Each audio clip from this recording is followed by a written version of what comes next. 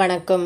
இன்று நாம் பனங்கற்கண்டு பற்றி பார்க்க போகிறோம். பனைமரத்தில் இருந்து கிடைக்கும் பதநீரை 110 டிகிரி வெப்பத்தில் கொதிக்க வைக்க வேண்டும். பின்னர் பனங்கற்கண்டு தயாரிக்கும் ட்ரம்பில் நூல் கோர்த்து அதை மண் தோண்டி வைத்து அதில் காய்ச்சிய பாகுவை விட்டு மூடி வைக்க வேண்டும். 48 நாட்கள் கழித்து வெளியே எடுத்து பார்த்தால் உள்ளே பனங்கற்கண்டு உற்பத்தியாகி இருக்கும். இதை தண்ணீரில் அலசி காய போட்டு எடுக்க வேண்டும். இது பழங்காலம் முதலே மருத்துவ ரீதியாக தமிழகத்தில் பயன்படுத்தப்பட்டு வந்துள்ளது. இவை இனிப்பு சுவை கொண்டது. பனங்கற்கண்டை உணவில் சேர்ப்பதால் உண்டாகும் நன்மைகள் ஏராளம். வாய் துர்நாற்றம், தொண்டைக்கட்டு, ஞாபக சக்தி, நோய் எதிர்ப்பு, உடல் வெப்பத்தை சமமாக்குதல் போன்ற பல பயன்களை கொடுக்கிறது. குழந்தைகளுக்கு பாலில் பனங்கற்கண்டை போட்டு காய்ச்சி அருந்த கொடுத்தால் அவர்களின் உடல் வளர்ச்சி ஆரோக்கியமாக இருக்கும். பனங்கற்கண்டில் ஏராளமான விட்டமின்கள், தாதுக்கள், அமினோ அமிலங்கள் உள்ளன. இவை உடல் ஆரோக்கியத்தை பேணி காப்பதில் முக்கிய பங்கு வகிக்கிறது. இதில் 24 வகையான இயற்கை சத்துக்கள் இருப்பதாக கூறப்படுகிறது. இவை வாதம், பித்தத்தை நீக்கி பசியை தூண்டும். ஆஸ்துமா, இரத்த சோகை, சுவாச பிரச்சனை, இருமல், சளி, இரத்த அழுத்தம், சிறுநீரக பிரச்சனை போன்ற பல உடல்நல பாதிப்புகளுக்கு மருந்து போல் செயல்படுகிறது.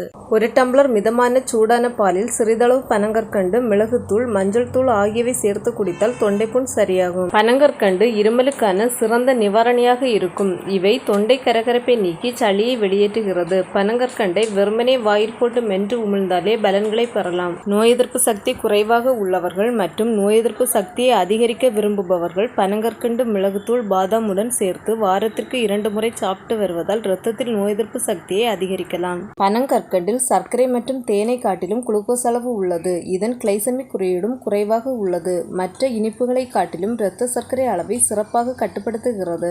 இதனால் ஆற்றல் அளவு அதிகரிக்கிறது. மேலும் இது இதயத்தில் உள்ள அழுத்தத்தையும் குறைக்க செய்கிறது. சர்க்கரை நோயாளிகளுக்கு இது வரப்பிரசாதமாக இருந்தாலும் அளவுடன் பயன்படுத்தி வருவது நல்லது. இதில் பொட்டாசியம், பாஸ்பரஸ், துத்தநாகம், இரும்பு, தாமிரம், மேங்கனீசு உள்ளது. இது எலும்பு ஆரோக்கியத்திற்கு உதவுகிறது. ஈறுகளில் இரத்த கசிவு ஏற்படுவதை தடுக்கிறது. பனங்கற்கண்டில் குறைந்த அளவு இனிப்பு சுவை இருப்பதால் நம் உடலுக்கு மிகவும் பாதுகாப்பானது. உங்களுக்கு எப்போதும் சோர்வாக இருப்பது மாதிரி தோன்றினால் அரை டேபிள் ஸ்பூன் பசுமாட்டு நெய்யுடன் சிறிது பனங்கற்கண்டு, நிலக்கடலை சேர்த்து சாப்பிட்டால் மிகவும் சுறுசுறுப்பாக மாறிவிடுவீர்கள். பனங்கற்கண்டு, சீரகம் ஆகியவற்றை சேர்த்து வாயில் மென்று சாப்பிட்டால் வாயில் இருக்கும் துர்நாற்றம் காணாமல் போய்விடும். அத்துடன் வாயில் இருக்கும் பாக்டீரியாக்களையும் அழித்துவிடும். கருவுற்ற பெண்கள் பனங்கற்கண்டு சாப்பிடுவதால் மலச்சிக்கல் பிரச்சனை நீங்குகிறது. இதில் பொட்டாசியம் அதிக அளவு உள்ளது. இது தசை சுருக்கம் மற்றும் இதய துடிப்பு போன்ற நரம்பு மண்டல செயல்பாட்டினை பராமரிக்க உதவுகிறது. மேலும் உயர் இரத்த அழுத்தத்தை நிர்வகிக்க உதவும். 2 டேபிள் ஸ்பூன் வெங்காயச்சாறு, 1 டேபிள் ஸ்பூன் பனங்கற்கண்டு சேர்த்து வாரத்திற்கு 1 முறை சாப்பிட்டால் சிறுநீரக கற்கள் பிரச்சனை சரியாகும். கண் பார்வை மங்கலாக உள்ளவர்களுக்கு மற்றும் வயதானவர்களுக்கு பனங்கற்கண்டு, பாதாம் மற்றும் சீரகம் சாப்பிட கொடுப்பதன் மூலம் கண் பார்வை திறன் மற்றும் நினைவாற்றல் அதிகரிக்க உதவுகிறது.